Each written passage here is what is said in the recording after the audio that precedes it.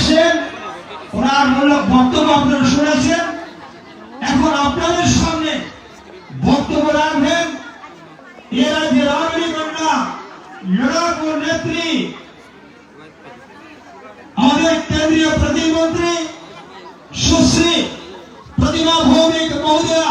ওনার জন্য সবাই একটা হাত তালি আমরা দেব। আমি মাননীয় দিদিকে আমি অনুরোধ করব ওনার মূল্যবান বক্তব্য রাখার জন্য।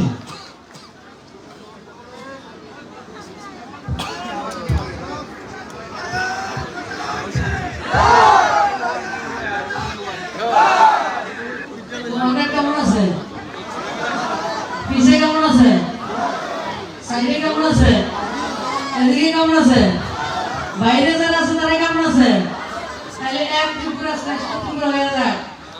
ভারত মাতা কি, ভারত মাতা কি, বন্দে বন্দে মাতরম বৈ মাতরম, মাতরম বৈ মাতরম।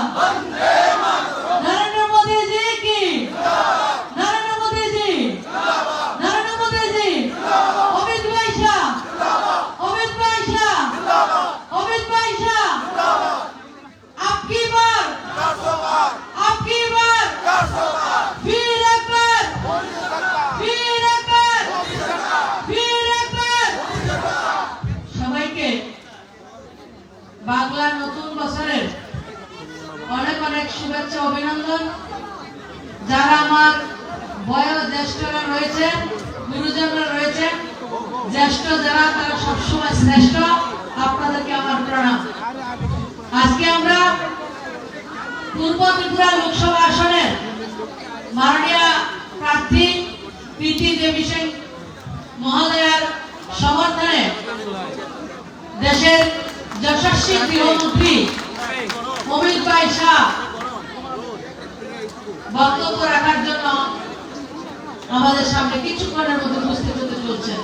আমাদের এই মঞ্চে উপস্থিত রয়েছেন রাজ্যের বরিষ্ঠ নেতা বিজয় রামকাল মহোদয়, রয়েছেন ভগবান দাস মহোদয়, বিনভূষণ দাস মহোদয় আমাদের বিধায়ক, রয়েছেন স্বপ্নানী যাদবদা, আমাদের পরিবেশ দেববর্মা, যিনি সুবক্তা কিছুক্ষণ আগে আপনাদেরকে মন্ত্রমুগ্ধ করে দিয়েছেন তার বাচন ভঙ্গিতে, রয়েছেন আমাদের স্নেহের শুক্লাচরণ নোয়াতিয়া, রয়েছেন স্নেহের ছোট ভাই টিঙ্কু রায় মহোদয়, এবং আমার সামনে মোর্চার সভাপতিরা রয়েছেন, এবং এই বিভিন্ন জায়গা থেকে আগত আমাদের কৃষ্ণা প্রমুখ থেকে আমাদের কার্যকর্তা, সবাইকে আমার প্রণাম এবং শুভেচ্ছা। নির্বাচন কবে? কথা বলতে হবে তো আমার সঙ্গে। নির্বাচন কবে? আরেকটা কবে? আমরাটা কবে? হ্যাঁ, শুনছি না কিন্তু। একটা, আরেকটা, একটা 26, আরেকটা ওয়েস্ট ত্রিপুরা কবে? আত্মীয় স্বজন আছে না ওয়েস্ট ত্রিপুরাতে? আমরা ফোন করে পেতে লাগবে না যে আমরা ভোট দিতে আছি, তোমরা ভোট দাও, পেতে লাগবে নি? একটা 29 তারিখ আর একটা 26 তারিখ। কারে ভোট দেবো আমরা? পদ্মফুলে। আমরা প্রার্থী মোদি আর বিপ্লব কুমার দেব আর প্রীতি দেবী সিং, যেটা আমি এমপি শিখছি। আমরা কি? আমরা দিল্লি হয়েছে প্রধান সেবক। আর আপনারা যারা আমার সামনে আছেন, যেটা মোদীজির বক্তব্য, আপনারা যারা আছেন এবং রাজ্যের যারা জনগণ, রাজ্যের যারা গণদেবতা, আপনারা হচ্ছেন ভিআইপি, আর আমরা হইছি আপনাদের জন্য ডাক পিয়ন।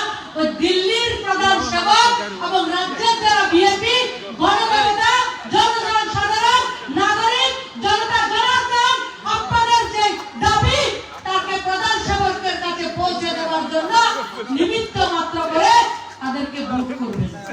এটাই আমি গত 5 বছর শিখতাম, এটাই আমাদের দায়িত্ব। মোদীজি কি বলেন?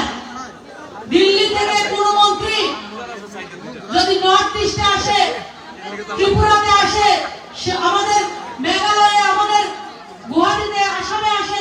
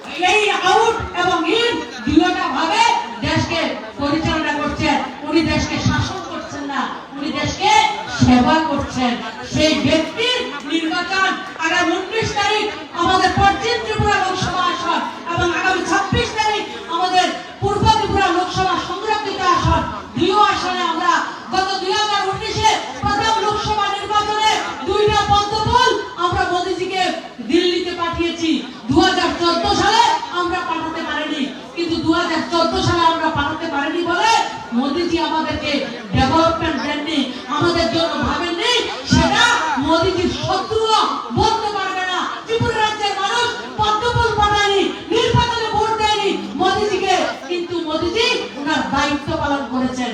আমাদের অভ্যাস কি, আমাদের স্বভাব কি, আমরা কি দেখেছি দরকার পরে যে সরকার থাকবে, যে সরকারকে আমরা ভোট করব, তাদেরকে বেনিফিট পৌঁছে দেওয়া হবে, ভাতা তারা পাবে, রেগার কাজ তারা পাবে, পেনশন যেটা সামাজিক পেনশন সেটা রেগার কাজ আর বিপিএল কাজ, এরপর আর কিছু আসেনি।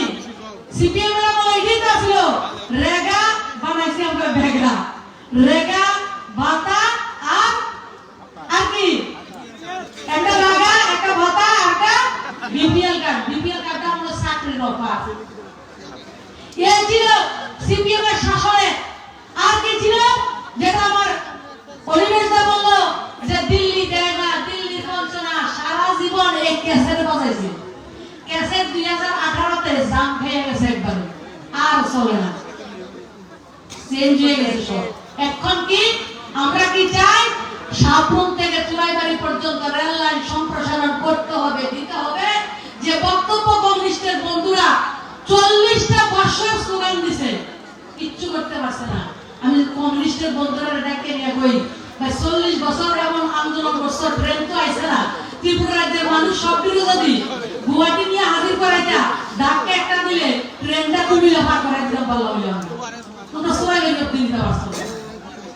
মোদিজি সরকার আইছে সাবরুম থেকে চুরাইবাড়ি পর্যন্ত, আমরা কি বলতাম যে আমাদের জীবদ্দশাতে ট্রেন দেখতাম না, ফুটপাতের দিনে জানি সাবরুম পর্যন্ত ট্রেন দেখবো নি।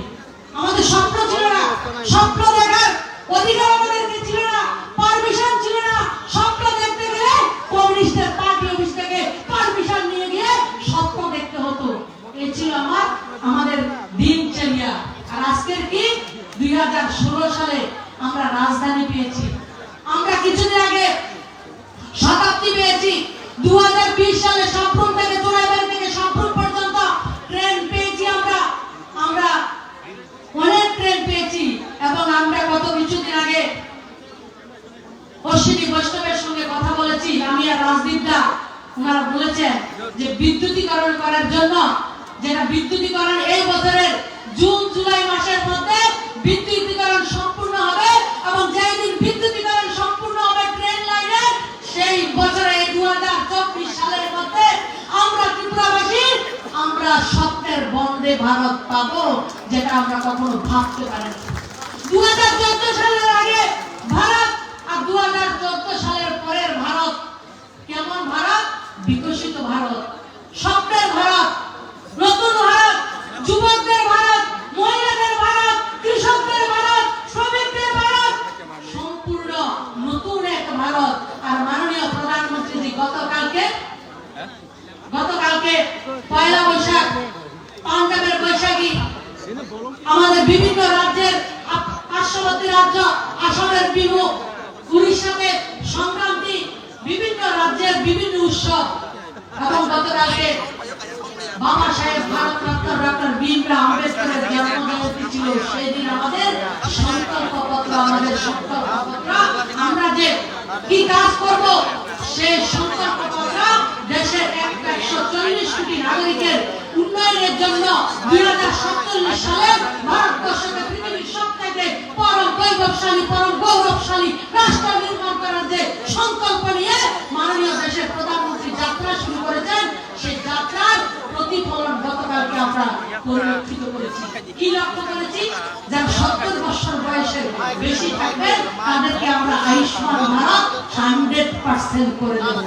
100% 70 বছরের ঊর্ধ্বে যারা থাকবে তাদেরকে আমরা দেব।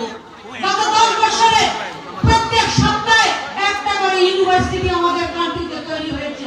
গত 10 বছর আগে দেশের মধ্যে 7টা এইমস হসপিটাল ছিল। আমি সবাইকে খোলামেলা করে বলি, 7টা যে এইমস হসপিটাল মোদিজির 2014 এর আগে ভারতবর্ষে ছিল, তার মধ্যে একটা এইমস হসপিটাল কংগ্রেস তৈরি করেনি। কংগ্রেস তৈরি করেনি। 6টা এইমস হসপিটাল অটল বিহারী বাজপেয়ী তৈরি করেছেন। এবং একটা এইমস হসপিটাল যেটা দিল্লি, যেটা আমাদের আন বান শান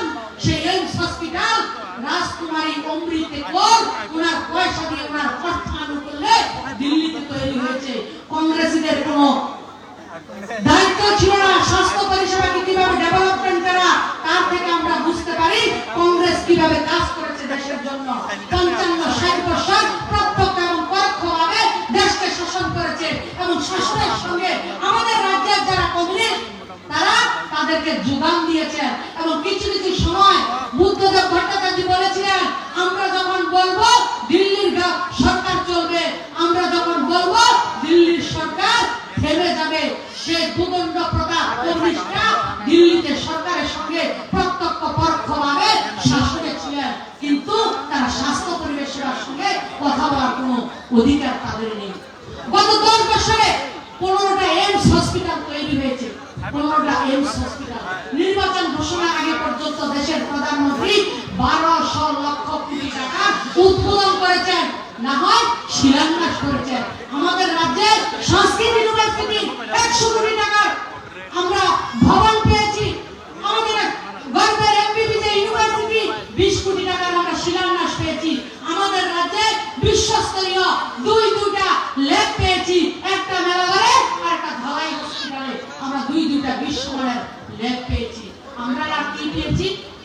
গত কিছুদিন ধরে আমরা কুমারঘাট, ধর্মনগর এবং আমাদের মাতাবাড়ি যে রেলওয়ে স্টেশন রয়েছে তাকে রিনোভেট করে আধুনিক করে আন্তর্জাতিক মানের রেলওয়ে প্ল্যাটফর্ম যাতে তৈরি করা যায় তার জন্য ব্যবস্থা নিয়েছেন। এবং আগরতলার রেলওয়ে স্টেশনকে বিশ্বমানের রেলওয়ে স্টেশন তৈরি করার জন্য 240 কোটি টাকা শিলান্যাস দেশের প্রধানমন্ত্রী আমাদের জন্য করে দিয়েছেন। আপনারা বলুন তো, দিতে হবে, করতে হবে, দিতে হবে, করতে হবে। লড়াই লড়াই লড়াই চাই, লড়াই করে বাঁচতে চাই। এই লড়াই করবে কে? আমি, তুমি, আবার কে? স্লোগান দিতেছিনি? স্লোগান দিতেছিনি কেউ? লাগছে না স্লোগান দিতে? স্লোগান দিতে হয়নি। আমাদের যে সামাজিক বাধা, আমাদের প্রাক্তন মুখ্যমন্ত্রী বিপ্লব কুমার দেব বলেছিলেন যে আমি 2000 টাকা সামাজিক ভাতা করব। উনি কথা দিয়েছিলেন। আমাদের বর্তমান মাননীয় মুখ্যমন্ত্রী ডাক্তার মানিক শাহ সেই কথাকে রেখেছেন। 2000 টাকা আমরা ভাতার ব্যবস্থা করেছি। 25 বছরে ভাতা 700 টাকা, আর 5 বছরে ভাতা আমরা 1400 টাকা বৃদ্ধি করেছি। কিসের জন্য? দিল্লি এবং রাজ্যে ডাবল ইঞ্জিনের সরকার রয়েছে, তার জন্য সেটা করা সম্ভব হয়েছে। আমাদের রাজ্যে আসাম আগরতলা সড়ক কবি খুশি কবিগণ বছরে 6 মাস বন্ধ, 6 মাস চলে। সাউন্ড সব কিনে রাখো। যারা মোটরসাইকেল চালায়, আমরা পেট্রোল পাম্পে যাই, একবার দাদা 50 টাকা তেল দেন, দাদা 75 টাকা তেল দেন, 100 টাকা তেল দেন, কারণ রাস্তা বন্ধ। আসাম আগরতলা রাস্তা বন্ধ। আমরা ভোট করেছি 2014 সালে। 2016 সালে আমাদের দেশের প্রধানমন্ত্রী উত্তর ত্রিপুরা জেলার ডিএমকে রাত্র 10:30টার সময় দেশের প্রধানমন্ত্রী ফোন করে বলছেন, আপনি, আমি ভারতের প্রধানমন্ত্রী নরেন্দ্র মোদী বলছি, রাত্র 10:30টার সময় আপনার সঙ্গে কথা বলছি, আপনার কষ্ট হবে না তো? দেশের প্রধানমন্ত্রী বলছেন, এই ডিএম বলছেন যে ত্রিপুরা রাজ্যের মুখ্যমন্ত্রী কোনোদিন কথা বলছে না, দেশের প্রধানমন্ত্রী কথা বলে, বিশ্বাস করতে পারছে না। তাহলে ডিএম নাকিটা প্রধানমন্ত্রী কথা আছে না, বুদ্ধি কথা বলতেছে, বিশ্বাস করতে পারছে না। কেন? আমি জানি আমার ত্রিপুরা রাজ্যের যে নাগরিক তার অসুবিধা রয়েছে, রাস্তা বন্ধ। আমি চাই আগামী 7 দিনের মধ্যে আসাম আগরতলা যে ত্রিপুরা রাজ্যের লাইফলাইন সেটা সুন্দরভাবে তৈরি হবে। তার জন্য যত অর্থের প্রয়োজন আপনি স্পটে যাবেন, সমস্ত কিছুর ব্যবস্থা আপনাকে পৌঁছে দেওয়া হবে। 7 দিনের মধ্যে নয়, 6 দিনের মধ্যে। 2016 সালের জুলাই মাসে রাস্তা ঠিক হয়েছে, আজ পর্যন্ত 1 ঘন্টার জন্য রাস্তা বন্ধ হয়নি। এটাই দেশের প্রধানমন্ত্রী তৎকালীন সময় থেকে ত্রিপুরা রাজ্যের মানুষ বিশ্বাস করতে শিখেছে যে যে ব্যক্তিকে আমরা ভোট করিনি সেই ব্যক্তি আমাদের জন্য চিন্তা করে। কিন্তু ত্রিপুরা রাজ্যে সিপিএমের সরকার, আসামে গুয়াহাটিতে আসামে কংগ্রেসের সরকার, দিল্লিতে কংগ্রেসের সরকার, অভিন্ন হৃদয়ের সরকার। একজনের কষ্ট হইলে, একজনের ব্যথা পাইলে আরেকজনের খাবারে উঠে কষ্ট হয়। কংগ্রেস সিপিএমের এমন সম্পর্ক। আমি সবসময় একটা কথা বলি, কংগ্রেস সিপিএমের সম্পর্ক এটা নতুন না। 100 साल पहले हमें तुमसे प्यार था, आज भी है, कल भी रहेगा। 2023 সালে ত্রিপুরা রাজ্যে খুলম খুল্লা বিয়া। এই কংগ্রেস সিপিএম নতুন কিছু না এটার মধ্যে। আজকে তারা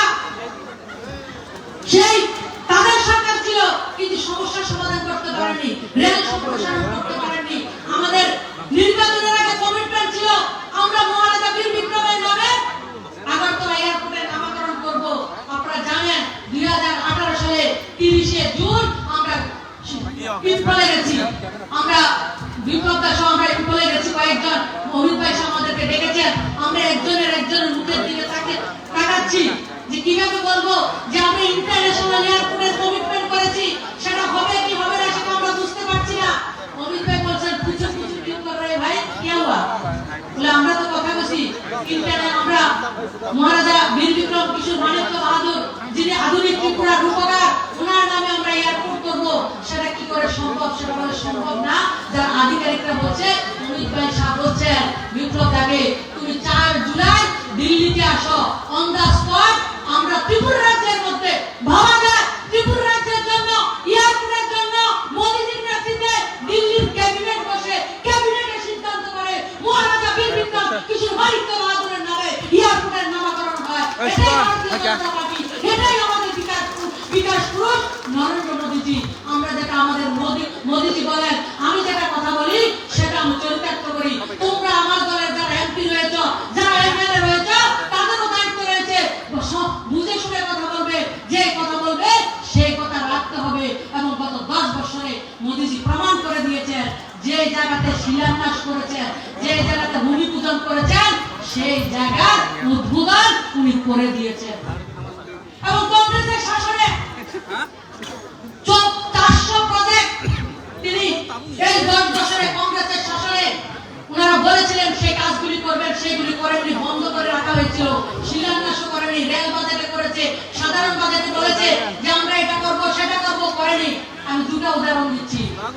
হিমাচল প্রদেশের উন্নয়ন 1974 সালে রেলওয়ে স্টেশন করবে ঘোষণা করেছিল কংগ্রেস, করতে পারেনি। আমার দেশের প্রধানমন্ত্রী মোদীজি সেই রেলওয়ে স্টেশন করে দিয়েছেন 2022 সালে। কেরালাতে একটা ন্যাশনাল হাইওয়ে 1976 সালের প্রজেক্ট ছিল, করতে পারেননি। আমার প্রধানমন্ত্রী মোদীজি সেই প্রজেক্ট করে দিয়েছেন। আমার পার্শ্ববর্তী রাজ্য বগিবিল ব্রিজ 2018 সালে মোদীজি প্রধানমন্ত্রী হয়ে প্রায় 6000 কোটি টাকা পেয়ে সেই ব্রিজকে করে দিয়েছেন। আমরা যে নর্থ ইস্ট বাসী, আমাদের জন্য 9টা এয়ারপোর্ট ছিল গোটা নর্থ ইস্টে। আজকে প্রত্যেকটা রাজ্যে এয়ারপোর্ট করে দেওয়া হয়েছে, প্রত্যেকটা রাজ্যের জন্য সঙ্গে রেলওয়ে সম্প্রসারণ করে দেওয়া হয়েছে। এবং আমরা ত্রিপুরা রাজ্যের যারা প্রান্তিক, যে ত্রিপুরা রাজ্যের নাগরিক, আমরা বলতাম দিল্লি বহুত দূর ভাই, সবাই একই কথা, দিল্লি বহুত দূর। কিন্তু আজকে আমরা দায়িত্ব নিয়ে বলছি 2018 পরে আমরা ত্রিপুরাবাসী আমরা বুঝি যে দিল্লি ফিজিক্যালি অনেক দূর হতে পারে, মনের দিক থেকে দিল্লি আমার খুব কাছে। এটাই মোদীজি আমাদেরকে করে দিয়েছে। আজকে আগরতলা থেকে আখাউড়া গঙ্গাসাগর হয়ে আমরা কলকাতাতে রেলের যোগাযোগ আমাদের সম্প্রসারণ হয়েছে। দুই দেশের প্রধানমন্ত্রী মোদীজি, আমাদের দেশের প্রধানমন্ত্রী মোদীজি এবং বাংলাদেশের মাননীয় প্রধানমন্ত্রী শেখ হাসিনা মহোদয়া যৌথভাবে এবং আমাদের রাজ্যের মাননীয় মুখ্যমন্ত্রী রেলমন্ত্রী সবাই মিলে সে ট্রায়াল রান করে দিয়েছে। বাবা নাই সেটা, এই রেল লাইন সম্প্রসারণ শুধু ত্রিপুরা রাজ্যে নয়, সমস্ত নর্থ ইস্টের জন্য একটা গেম চেঞ্জার হিসেবে আজকের দিনে কাজ করবে। সেই সুবিধা যেটা আমরা 32 ঘন্টায় কলকাতাতে যাই, আমরা 10 ঘন্টার মধ্যে আমরা বাংলাদেশের ভেতর দিয়ে আমরা কলকাতাতে যেতে পারবো। সেই ব্যবস্থা দেশের প্রধানমন্ত্রী করেছে। আমাদেরকে আন্দোলন করতে হবে, আমাদের আন্দোলন করতে হয়নি, ধর্ণা দিতে হয়নি। সেই কাজগুলি আমাদের দেশের প্রধানমন্ত্রী আমাদের জন্য করে দিয়েছে। আমরা কৃষক, অনেক প্রান্তিক কৃষক, আমাদের ধান বিক্রি করার মার্কেট ছিল না, বাজার ছিল না। বাজারে দাম 350 টাকা মন, 400 টাকা মন। এদিকে মানুষ 40 কেজি মন বিক্রি করে না পুরা হিসাবে বিক্রি করে। কত 40 কেজি? কত কেজিতে মন? মন হিসাবে বিক্রি হয় তো কত কেজি? 40 কেজি ধানের দাম 350 টাকা নতুবা 400 টাকা। জমি ছিল ওর কাছে, জমি করে নাকি জলের দাম, কারেন্টের দাম, বিভিন্ন ভাবে জমি ছিল ত্রিপুরাজ্যের মানুষের কাছে। আমরা কমিটমেন্ট করেছিলাম 2018 সালে। 2018 সালের ডিসেম্বর মাস থেকে রাজ্য এবং কেন্দ্র সরকার মিলিতভাবে আমরা ধান বিক্রির বাজার আমাদেরকে কৃষকদের দিয়েছি। আমি কৃষক পরিবারের, আমরা জনতার কৃষক, সেই জায়গা আমরা লক্ষ্য করছি। আজকের দিনে সরকার 2183 টাকা, আমার কিষাণ মোর্চার প্রেসিডেন্ট মাথা লাগতেছে, 2183 টাকা কুইন্টাল এই বছর, প্রত্যেক বছরে 2 বার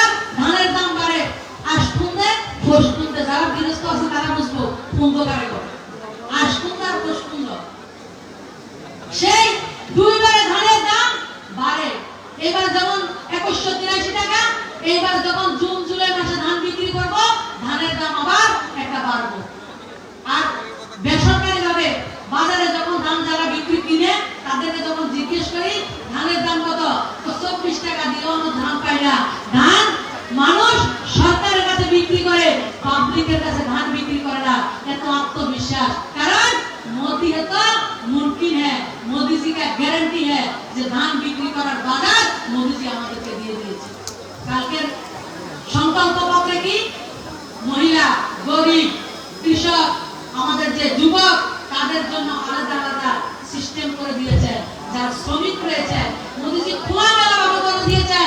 অসংগঠিত যে শ্রমিক, আমাদের যে গাড়ি ড্রাইভার, প্রাইভেট ড্রাইভার, গাড়ি সাধারণ গাড়ি ড্রাইভার, অটো ড্রাইভার এবং বিশেষ করে যারা মানুষের বাড়িতে পরিচারিকার কাজ করেন, গৃহ পরিচারিকার কাজ করেন, তাদের জন্য ব্যবস্থা রাখা হয়েছে এই সংকল্প পত্রের মধ্যে। মোদিজি বলেছেন আমরা যাতে প্রত্যেকে মানুষের সঙ্গে সে সুবিধার কথাগুলি আমরা বলে দিই। আমরা রোজগারের ব্যবস্থা সবথেকে বেশি বড় যারা রয়েছে শিক্ষিত ছেলে মেয়ে, তাদের জন্য স্টার্টআপের ব্যবস্থা রেখেছে। 2016 সালের আগে ভারতবর্ষের স্টার্টআপের নাম কেউ শুনেনি। 100-150 স্টার্টআপ আমাদের দেশে ছিল, আমাদের কেউ জানতো না। যারা উচ্চ শিক্ষিত ছেলে মেয়েরা, তাদের জন্য স্টার্টআপের ব্যবস্থা করা হয়েছে। আজকের দিনে 2016 সাল থেকে 2024 পর্যন্ত আমাদের দেশে আজকে 1,00,000 স্টার্টআপ তৈরি হয়েছে। প্রত্যেকটা 110টা ইউনিকর্ন তৈরি হয়েছে। পৃথিবীর বিভিন্ন জায়গায় যদি 10টা ইউনিকর্নকে গণা হয়, তার মধ্যে একটা ইউনিকর্ন ভারতবর্ষে, তার হচ্ছে বিলিয়নিয়ার। 10টার মধ্যে একটা ভারতবর্ষ। এই ব্যবস্থা এবং যারা কম লেখাপড়া জানেন, অন্য ব্যবসা করবেন, তাদের জন্য মুদ্রা লোনের ব্যবস্থা করা হয়েছে। আগে মুদ্রা লোন আমাদের 10 লাখ পর্যন্ত ছিল। গতকালকে মোদিজি ঘোষণা করেছেন আমাদের যারা যুবক ছেলে মেয়েরা রয়েছে, যারা ব্যবসা করতে চান, যারা বাজারি ব্যবসায়ী, যারা এখনো ব্যবসা করছেন, তাদের জন্য মুদ্রা লোনের সীমারেখা 20 লক্ষ টাকা পর্যন্ত করা হয়েছে। এবং আনন্দের বিষয় আপনাদেরকে বলি, দায়িত্ব নিয়ে বলছি, কমরেড বন্ধুরা, কংগ্রেসের বন্ধুরা বলছেন রোজগার নেই, রোজগার নেই। গত 6-7 বছরে ত্রিপুরা রাজ্যে শুধু মুদ্রা লোন নিয়ে নিজের পায়ে নিজে দাঁড়িয়েছেন। কতটা নিয়েছেন? 26 লক্ষ মানুষ ত্রিপুরা রাজ্যের মুদ্রা লোনের সুবিধা নিয়েছেন, যার মধ্যে সবচেয়ে বড় সংখ্যা জনজাতি অংশ, যাদের সংখ্যা 5,48,000 জনজাতি ছেলে মেয়ে মোদিজির শাসনে মুদ্রা লোন নিয়ে নিজেদের জীবিকা উপার্জন করছেন। এবং টাকা কথা প্রায় 14,000 কোটি টাকা ত্রিপুরা রাজ্যকে ভারত সরকার শুধু মুদ্রা লোনের জন্য ত্রিপুরার ছেলে মেয়েদের জন্য দিয়েছেন। এবং যারা সবচেয়ে নিচু স্তরের, যারা হাতের কাজ জানে, তাদেরকে পিএম বিশ্বকর্মা, আমাদের যারা লোহার রয়েছে, সোনার রয়েছে, কর্মকার রয়েছে, মালা তৈরি করে, বাঁশের বাস্কেট তৈরি করছে, জুতা তৈরি করছে, জাল তৈরি করছে, এই ধরনের 18টা ট্রেডকে সম্বোধন করে তাদেরকে সমাজের জায়গা দিয়েছেন। তাদেরকে মোদিজি নাম দিয়েছেন বিশ্বকর্মা। ভাবা যায় এই ধরনের লোকদেরকে নাম দেওয়া হচ্ছে বিশ্বকর্মা। তাদের জন্য সমস্ত লোকদের জন্য 4 to 5% ইন্টারেস্টে লোনের ব্যবস্থা তাদের জন্য করা হয়েছে। আমরা যারা স্টিল ভেন্ডার, আমাদের কুমারঘাটে রয়েছে, ধর্মনগরে রয়েছে 20টা, একটা পৌর পরিষদ এবং নগর পঞ্চায়েত, আমাদের পৌর নিগম একটা, পৌর পরিষদ, নগর পঞ্চায়েত আমাদের রাজ্যে 20টা। আমাদের রাজ্য থেকে গোটা দেশে 10,000 টাকা থেকে শুরু হয়েছে। তারপর সেটাকে 20,000 করা হয়েছে, তারপর 30,000, এখন 50,000 টাকা স্বনিধি যোজনা কন্টিনিউ থাকবে। আমরা যারা গরিব, আমাদেরকে প্রধানমন্ত্রী আবাস যোজনার ঘর, 3 কোটি আবাস যোজনার ঘর দেওয়া হবে। আমাদেরকে জলের ব্যবস্থা থেকে শুরু করে সমস্ত ব্যবস্থা মোদিজি আমাদের ঘোষণাপত্র দিয়েছেন। এবং ভারতবর্ষকে বিশ্বগুরু নয়, ভারতবর্ষ বিশ্ব বন্ধুত্ব হবে। বিশ্বের দরবারে বন্ধুর দরজা নিয়ে দাঁড়িয়ে সমস্ত পৃথিবীকে বন্ধু বলে আলিঙ্গন করবে।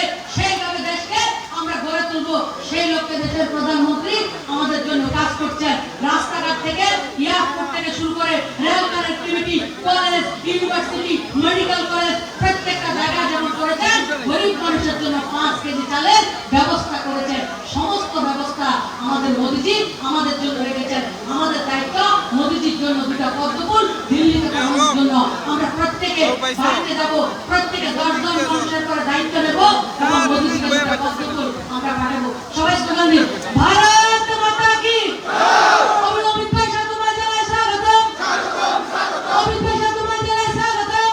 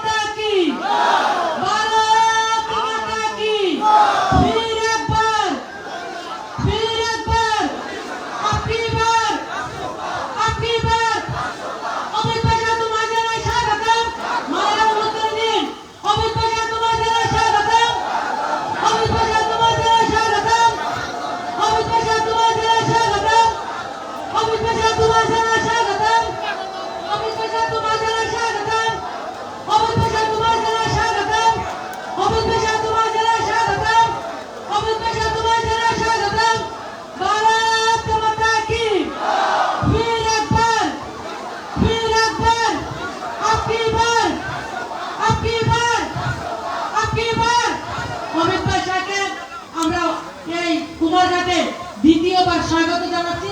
উনি